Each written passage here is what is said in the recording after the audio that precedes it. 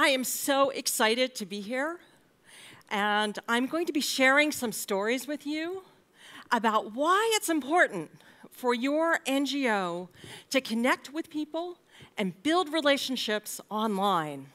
But I'm going to start with sharing a few stories from my personal experience and why I am so passionate about the power of connection with online tools. I started my career in the nonprofit sector 35 years ago, and about 21 years ago, I discovered the internet.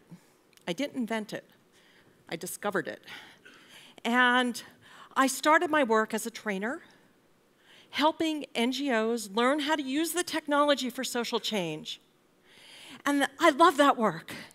I'm so excited about that work, and it's literally taken me around the world. And it fueled the many stories that are in my book, The Network Nonprofit and Measuring the Network Nonprofit.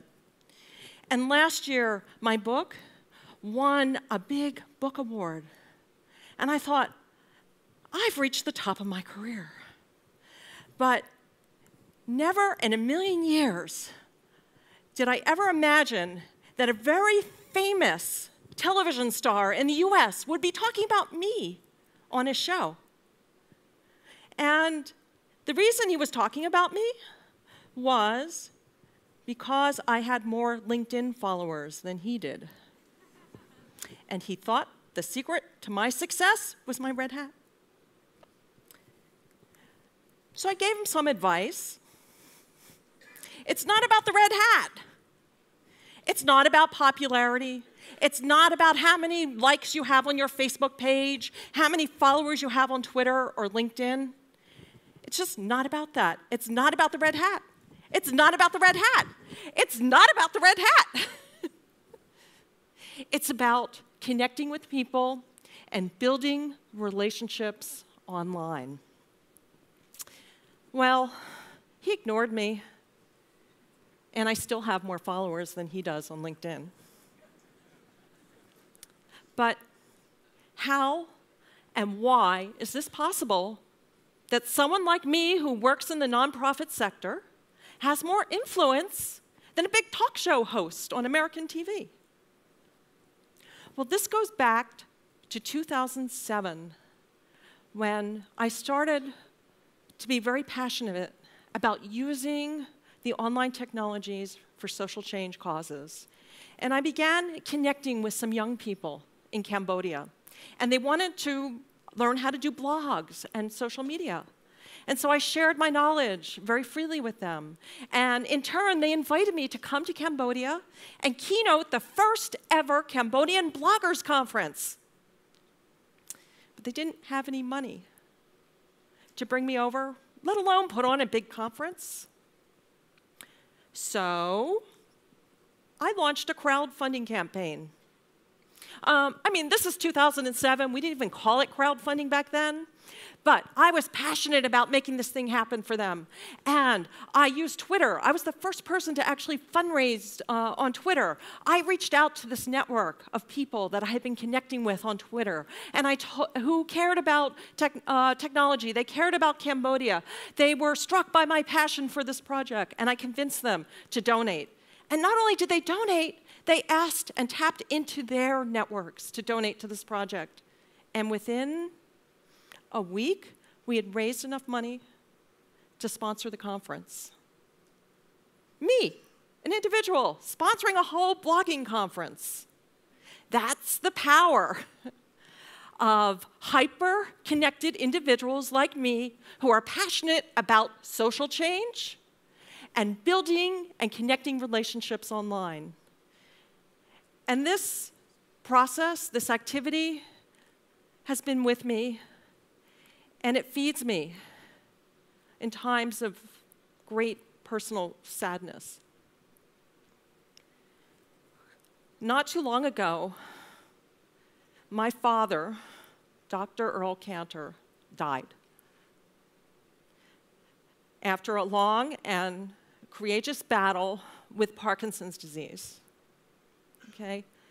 And, well, let me tell you about my dad, okay?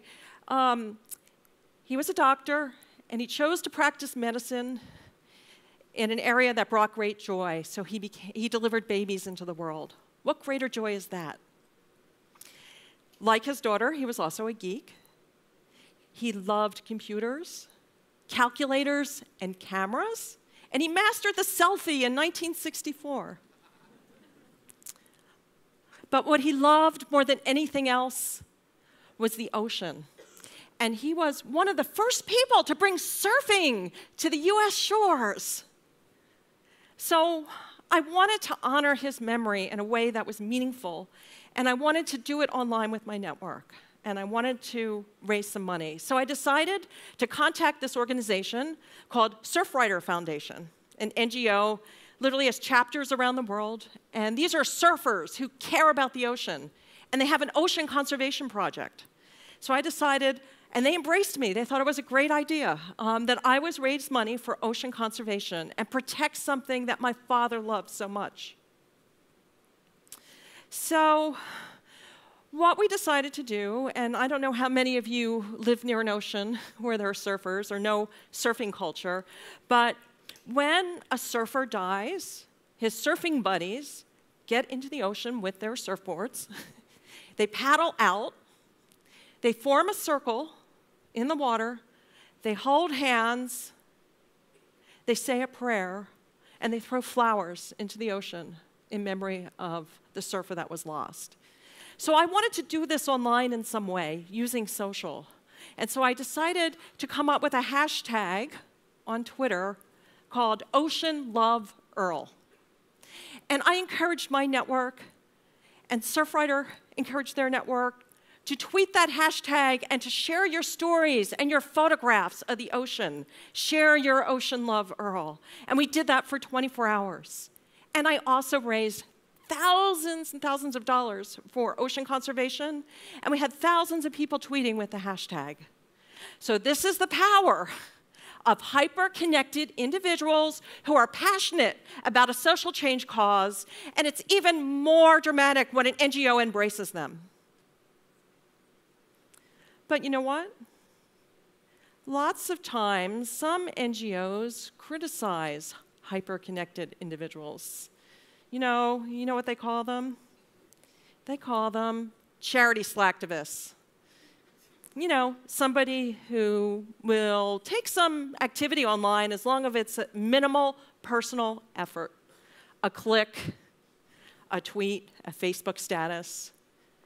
And that will make them feel so good that they don't have to do anything else. They don't have to take action. They don't have to donate. So I wonder, is this criticism warranted? Should we be criticizing charity slackers? Here's what I think. No! And I'll tell you why. Let me show you with some data. I'm also a data nerd. So, being a data nerd, I had an opportunity to work with a fairly large data set, 30,000 survey respondents that we did. And we did a survey of people in the US, Canada, and the UK. I'd like to someday do this worldwide. And we asked them lots of questions about their donation motivations, triggers, and habits, okay? But I was also able to append social media activity, their real activity. So I was able to look at, in depth, donation habits with social media activity. So if this slacktivist theory was true, we would expect to see an inverse relationship between social media usage and donations. Okay, so the more someone used Facebook, the less likely they would be able to donate. That's not true. That's not what we found at all. We did find some really interesting trends. We asked these charity slacktivists, how likely are you to donate to a charity after encountering them on a social channel? And most are. And the good news here is that those charity slacktivists, those heavy social media users, they're new donors to charities, okay? Social media is an on-ramp to new donors, not a dead end. Now, I don't know about you, but I never hear NGOs complaining that they have too many new donors. You know? So, of course, you have the challenge of retention and engagement to keep them there and keep them engaged.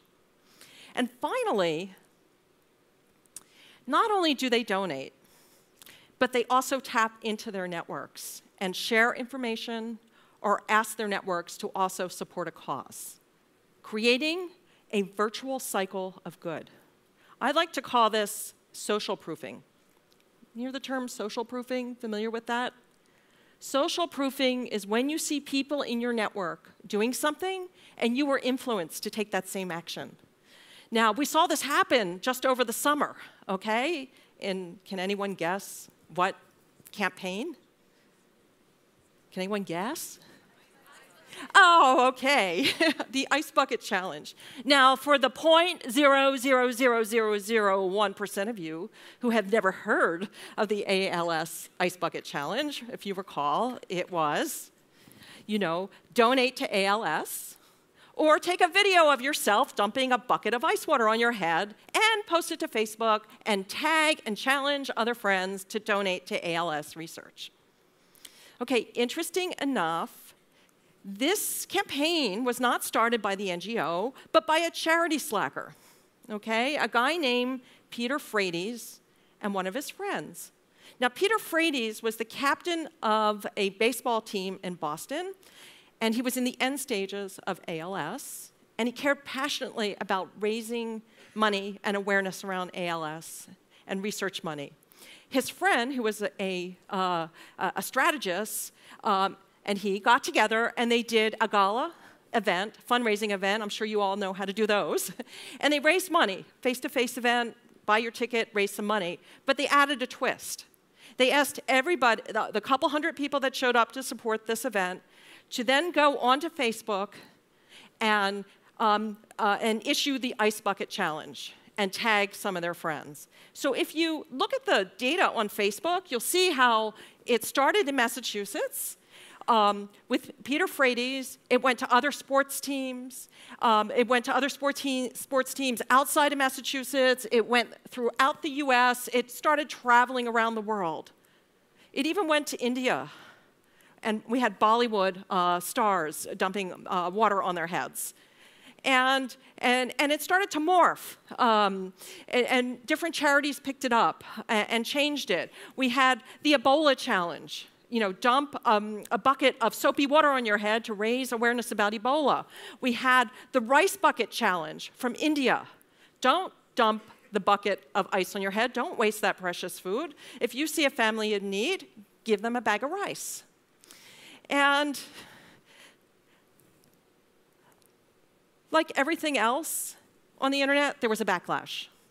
Why is ALS getting all the money? Are they really spending it on research? Why are they wasting water? Water's a precious resource. We heard that a lot in California. And of course, oh, that's well and good, but it's a bunch of charity slacktivists doing this. They're not donating. Well, the data's starting to come in, and over the course of 6 weeks, ALS in the US raised $112 million. So they are donating. So if there's one takeaway I want to leave with you now about connection, don't be a fundraising slacker, okay? Embrace and love those slacktivists, okay? They're important to your organization. And not only them as individuals, but also their networks and the potential for them to activate their networks around your cause. When you're designing and thinking about fundraising campaigns, make good use of social proofing. And also remember that social is a great on-ramp for new donations, and your continual challenge will be around retention and engagement and how you use social for that. I'm going to be giving a big room talk tomorrow. We're going to go deeper into this, and that's my challenge to you. Thank you.